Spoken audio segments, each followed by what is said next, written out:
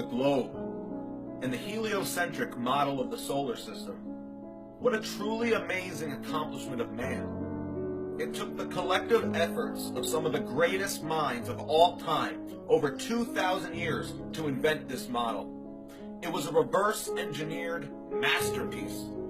Every objection to the model always met with just another cleverly disguised reverse-engineered explanation. For example, the lacking stellar parallax was rationalized by the stars being trillions upon trillions of miles away.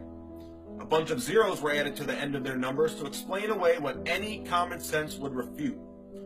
What these men did was invent a dual system of astronomy, a second model of the universe that can explain everything we observe, a model built on perfected mathematics that had no actual relevance to the truth. As George Orwell once wrote in his prophetic book, 1984, "What are the stars?" said O'Brien indifferently. "They are bits of fire a few kilometers away. We could reach them if we wanted to, or we could blot them out. The Earth is the center of the universe. The sun and the stars go round it." When we navigate the ocean, or when we predict an eclipse, we often find it convenient to assume that the Earth goes round the sun, and that the stars are millions upon millions of kilometers away. But what of it? Do you suppose it is beyond us to produce a dual system of astronomy? The stars can be near or distant, according as we need them. Do you suppose our mathematicians are unequal to that? Have you forgotten doublethink? These men invented a dual system of astronomy, and these men marveled at their accomplishments. Finally, we shall place the sun himself at the center of the universe. The globe, heliocentrism, the Big Bang Theory, evolution, all pseudoscientific lies taught to us as fact, and we are taught lie after lie after lie. They need to keep us completely ignorant and uninformed, and for the exact same reason that they didn't educate the slaves. An uneducated slave was much easier to control than an educated one, and slavery still exists today. It has just evolved beyond the ball and chain. Instead of forced labor, we are allowed to have the illusion of education, and we are allowed to choose our own profession. This illusion of freedom and this illusion of choice makes us more productive. The more productive we are, the more taxes we can pay. We are all just small cogs in a massive machine. We are their slaves. We are their debt slaves. So like any slave, why would they ever tell us the truth? Knowledge is power, and he who holds the knowledge holds the power. They pretended to give us educations, but all it was a watered-down curriculum designed to prevent your mind from reaching its true potential. All it was government indoctrination, and people gobbled up lie after lie.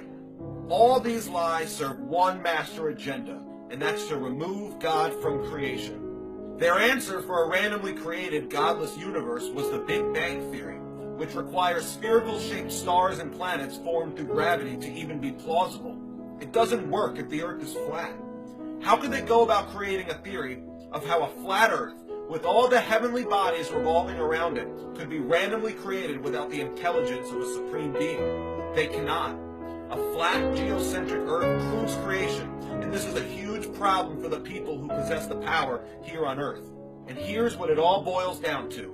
No one can serve two masters. Either you will hate one or love the other. No one can serve both God and money. No one can serve both God and greed. The Bible clearly describes a flat and stationary earth with boundaries, a beginning and an end, as all things have. So if the earth were flat, it would prove God's word, and Satan is constantly telling us the opposite of what God's word tells us. All of Satan's lies blind us from the truth and lead us further away from God. They work hard to try to hide God from us because no one can serve two masters. They want money to be your master. They need you to be a debt slave to their grand monetary Ponzi scheme because it is you, the common worker, that keeps this matrix alive and functioning.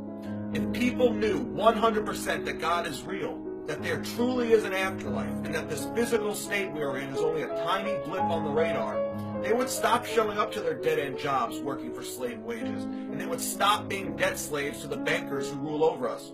And people would choose to serve God instead of money. The entire system would collapse. These carefully manufactured lies all serve one agenda, and that is to hide God, so that we will continue to serve them and their debt-based money system and not God, because no one can serve two masters.